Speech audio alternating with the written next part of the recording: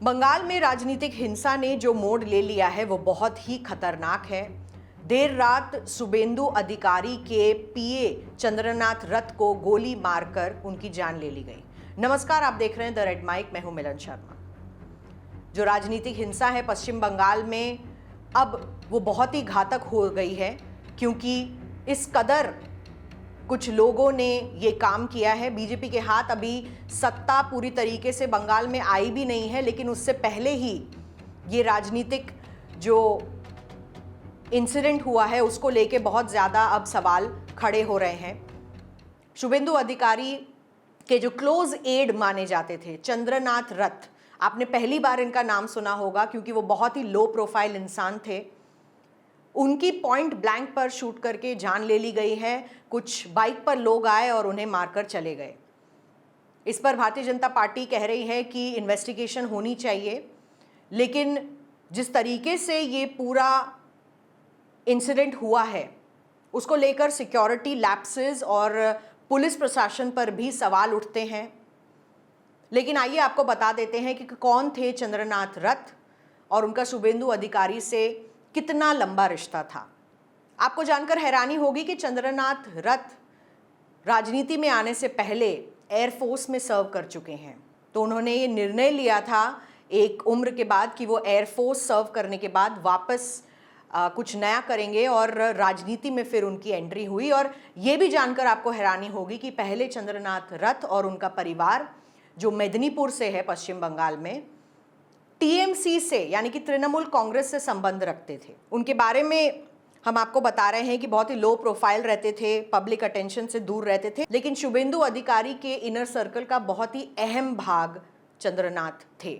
2 दशकों तक चंद्रनाथ ने एयरफोर्स में सर्व किया और उसके बाद वो एयरफोर्स से निकलकर राजनीति में आए। काफ़ी धार्मिक माने जाते थे। कहा जा रहा है कि रामकृष्ण मिशन से बहुत इन्फ्लुएंस थे चंद्रनाथ, और उन्होंने एयरफोर्स से वॉलंटरी रिटायरमेंट लेने के बाद फिर ब्रीफली कॉर्पोरेट सेक्टर में भी काम किया। कॉर्पोरेट सेक्टर में काम करने के बाद वो पॉलिटिकल कोऑर्डिनेशन और एडमिनिस्ट्रेटिव रिस्पॉन्सिबिलिटी संभालने लगे। और जैसा कि मैंने बताया, उनका परिवार पहले टीएमसी से जुड़ा हुआ था। उनकी माताजी पहले पंचायती चुनाव में टीएमसी के एक पद पर थीं और उसके बाद उन्होंने भारतीय जनता पार्टी को ज्वाइन किया 2020 में।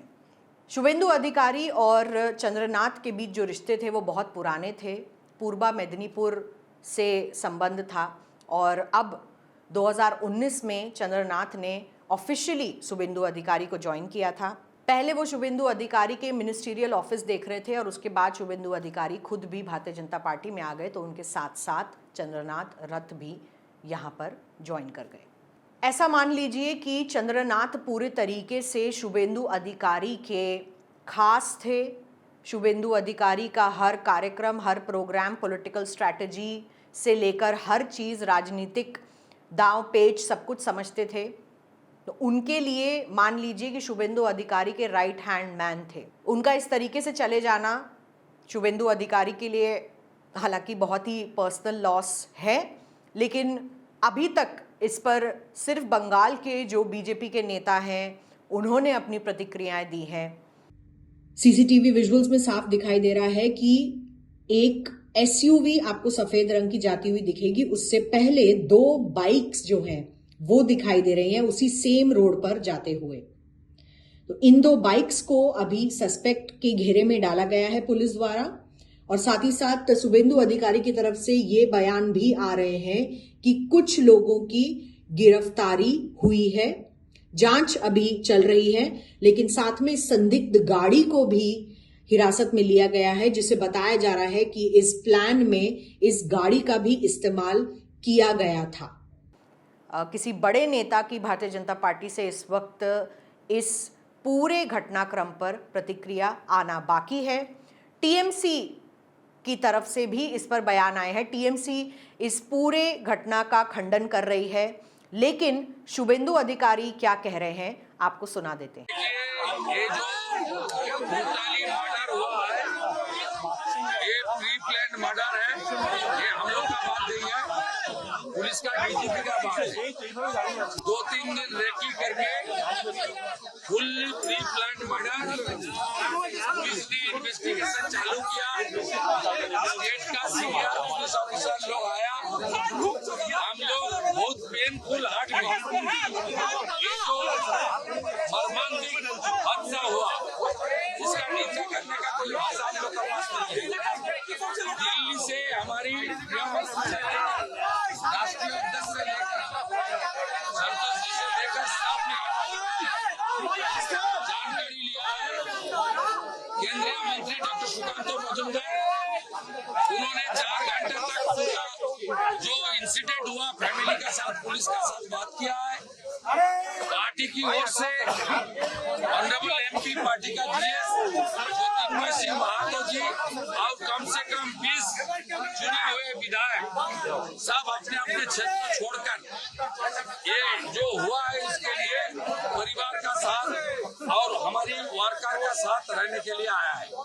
हम लोग इंतजार करेगा, पुलिस ने कुछ न कुछ क्लू उनको मिला है, पुलिस ही कार्रवाई करेगा। डीजीपी देख रहा है, हमारे आईपीएस हमारे लीडर भारती गिस जी ने पुलिस का जो इन्वेस्टिगेशन और आवश्यकता है वो उसको बारे में जानकारी इकट्ठा करेगा। बंगाल की जनता भी सुरक्षित नहीं है, ऐसी घटना हुआ है।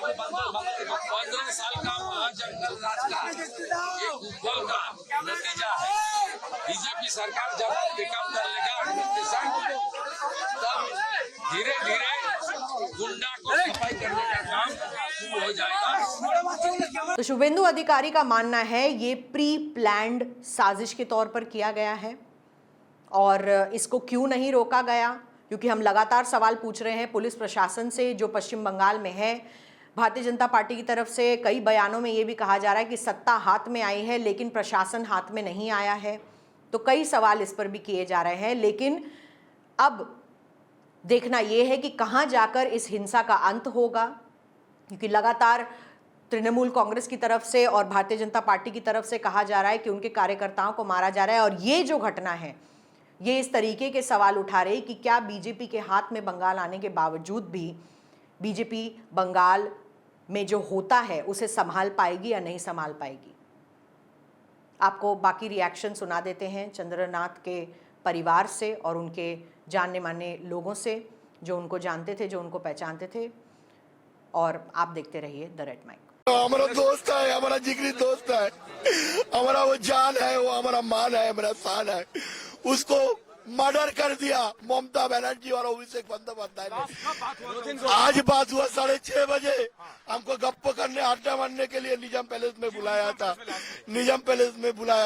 हम बोला दादा मेरा तबीयत ठीक नहीं, इतना खाट के थोड़ा तबीयत ठीक नहीं लग रहा है दादा, तो काल आपसे मिलता है।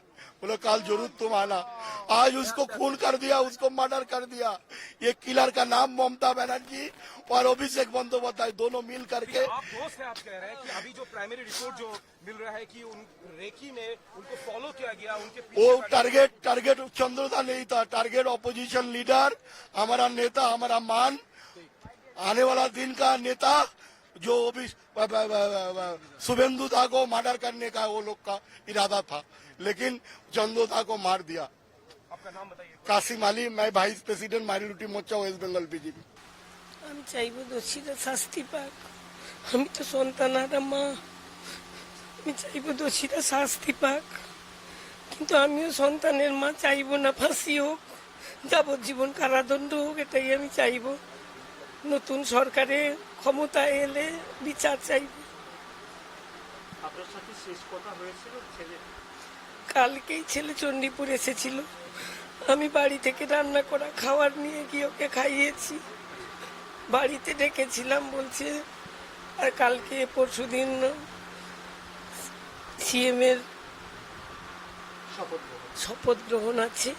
আমি খুব ব্যস্ত আছি মা, শপথের পরে আমি বাড়ি আসবো।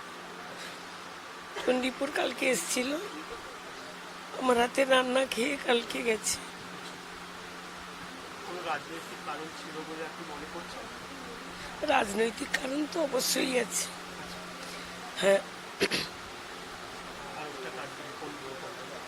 রাজনৈতিক কারণ অবশ্যই আছে। আমার ছেলে ভারতীয় জনতা পার্টি বিরোধী দলনেতা শুভেন্দুবাবুর আত্মসহায়ক ছিল, কিন্তু শুভেন্দুবাবু ওনাকে ছোট নিজের ভাইয়ের থেকেও খুব বেশি ভালোবাসতেন। ও নিজের দাদার মতো শুভেন্দুবাবুকে ভালোবাসত। কর্তব্যে গাফিলতি কোনোদিন করেনি, দাদা অন্তপ্রাণ ছিল। শুভেন্দুবাবুকে ভবানীপুরে জিতাতে গিয়েই শাসক দল তৃণমূল কংগ্রেসের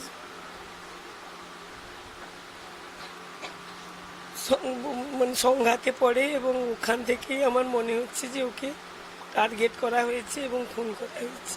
আচ্ছা, চন্দ্রধরাকে কেউ হুমকি বা কোনো রকম ফোন করে থ্রেট দিত, এরকম কিছু আপনার সাথে শেয়ার করেছিল? না না না, আমি আরো বললে যে বাবা তুই খুব সাবধানে থাকবি, বলছে আমি ঠিক ভালো আছি, দাদার এতে আছি, তোমরা ভালো থাকো, কোনো সমস্যা নেই আমার। কালকে চণ্ডীপুর থেকে কলকাতায় গিয়েছিল। হ্যাঁ, চণ্ডীপুর 1টার দিকে এসেছিল, 3টার দিকে চণ্ডীপুর থেকে বেরিয়ে গেছে। strongly condemn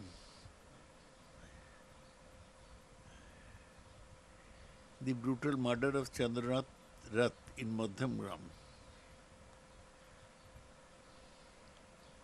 along with the killing of three TMC workers in incidents of post-poll violence allegedly carried out by BJP-backed miscreants over the last 3 days, despite the model code of conduct in force. We demand the strongest possible action in the matter, including a court-monitored CBI investigation, so that those responsible are identified and brought to justice without delay. Violence and political killings have no place in a democracy, and the guilty must be held accountable at the earliest.